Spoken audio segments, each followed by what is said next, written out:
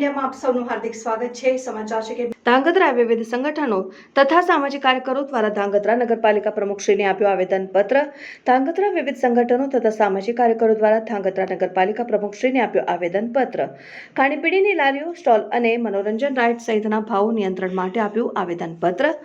લોકમેળામાં સામાન્ય માણસને ભાવ પરવડે અને સરકારશ્રીના નક્કી કરેલ ભાવ રાઇડ સંચાલકો, મનોરંજન રાઇડ સંચાલકો, ખાણીપીણીના સ્ટોલ, લારીઓ અને ચીજવસ્તુઓની વેચાણ કરતા ધંધાર્થીઓ ગ્રાહકો પાસેથી વાજબી ભાવ લે તેવી માંગ કરવામાં આવી।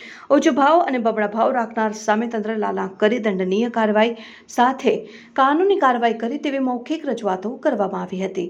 લોકો હર્ષોલ્લાસ અને ઉમંગથી તહેવારોની મજા માણે અને આશાઓ વ્યક્ત કરી હતી। ધાંગધ્રા નગરપાલિકા પ્રમુખ કુલદીપસિંહ ઝાલાને આવેદનપત્ર આપવામાં આવ્યું। રિપોર્ટર મહેશ સોની, ધાંગધ્રા, ન્યૂઝ 7 ઇન્ડિયા।